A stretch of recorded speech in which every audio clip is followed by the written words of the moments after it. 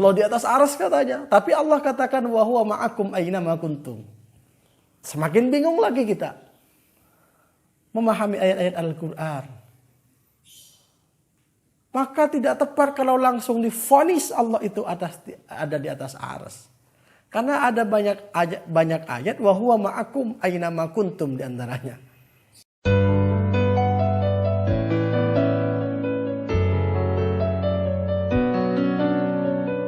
Warahmatullahi wabarakatuh. Alhamdulillahirabbil alamin. Shalatu wassalamu ala sayyidil mursalin Muhammadin wa ala alihi wa sahbihi ajma'in. Amma ba'du. Saudaraku yang berbahagia, pada pertemuan yang lalu saya menyanggah logika teman-teman yang mengatakan Allah berada di atas arsy. Jadi sudah jelas laisa kamitslihi syai'un. Ada hadis Nabi bahwa manusia itu dekat dengan Allah saat seseorang itu sujud. Dan kemudian kita bingung, apa sebenarnya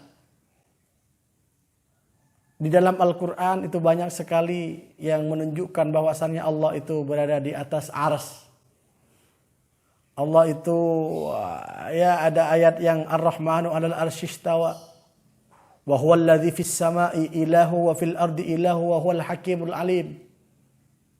Ada ayat lagi wa huwallahu fis samawati wa fil ard ya'lamu sirrakum wa jahrakum wa ya'lamu ma tuksibun. Jadi Allah itu di langit dan di bumi. Ini kita kalau mengkaji Al-Qur'an itu bingung.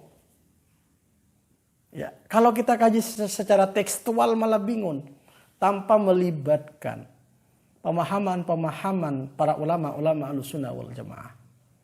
Yuk, di suatu ayat Allah katakan ada di atas arsy, di ayat yang lain Allah ada di bumi ya. Allah ada di bumi. Ini kan dalam sisi hadis Allah itu dekat dengan kita saat kita sujud. Nah, bagaimana kita memahami? Kalau kita pahami sebagaimana teman-teman Wahabi tambah bingung. Oh, berarti Allah itu kadang di bumi, Allah itu kadang di langit.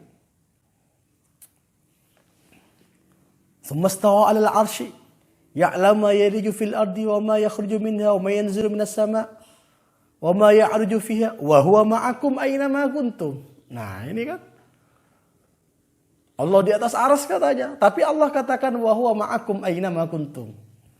Semakin bingung lagi kita memahami ayat-ayat Al-Qur'an. Maka tidak tepat kalau langsung divonis Allah itu ada di atas arsy. Karena ada banyak ayat wa huwa ma'akum aina ma kuntum di antaranya. Kalau kita langsung vonis di atas arsy, bagaimana dengan wa huwa ma'akum aina ma kuntum? Inilah saudara-saudara yang berbahagia, ini sangat menarik untuk kita kaji. Ya, kita beristighfar kepada Allah karena kita saling berijtihad dalam memahami Al-Quran dan Al-Hadis. Bahkan, nah ini lagi. Dalam suatu riwayah yang lain, yanzilu Rabbuna tabaraka wa ta'ala kulla laylatin ila sama'id dunya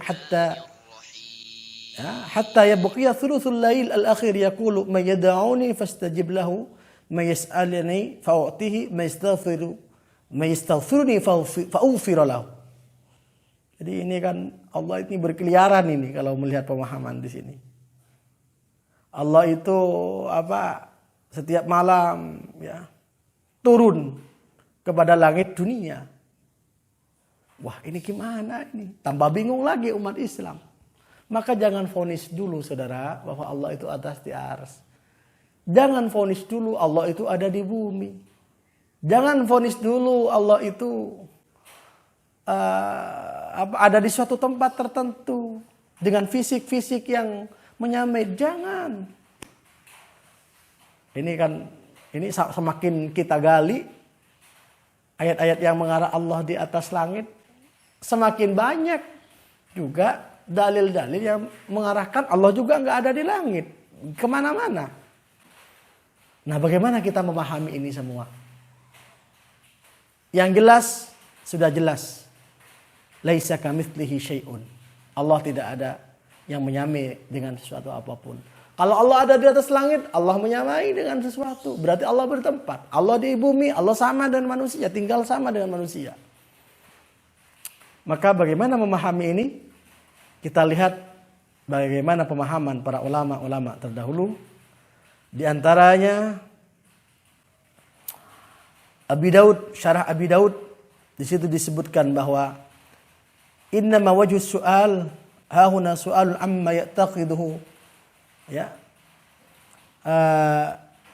wa isyaratuha ila as-sama' ikhbarun an jalalatihi ta'ala fi nafsiha was sama', ya, qiblatul ba'in, ya, qiblatud da'in kama anna al-Ka'bah qiblatul muslimin. Jadi kalau misalnya dalam suatu ayat tertentu Allah di atas langit, Allah itu bukan berarti Allah itu berada di atas langit. Itu isyarat suatu tanda-tanda bahwa Allah Subhanahu wa taala itu mempunyai keagungan yang luar biasa, melebihi siapapun. Sama kayak misalnya orang sholat menghadap kiblat. Apakah kita meyakini Allah itu berada di dalam Ka'bah? Tidaklah. Oleh karenanya Allah tidak bertempat, tetapi ilmunya Allah itu di mana-mana.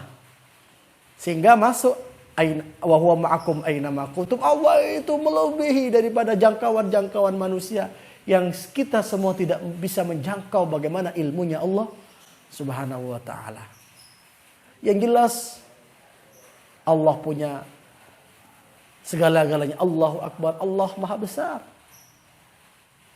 Bagaimana Allah bisa menjangkau semuanya dengan kekuasaan Allah, dengan kebesaran Allah Subhanahu wa taala. Jangan persempit makna ketuhanan itu bahwa Allah berada di satu tempat. Itu namanya mempersempit. Mengecilkan Allah Subhanahu wa taala. Maka saudara, mari kita pahami Al-Qur'an dan Al-Hadis itu jangan secara sepotong-potong. Jangan secara tekstual. Kita ikuti bagaimana pemahaman para ulama-ulama terdahulu di dalam memahami ayat-ayat yang berkenaan dengan Allah Subhanahu wa taala. Ayat-ayat yang berkenaan dengan di mana Allah berada.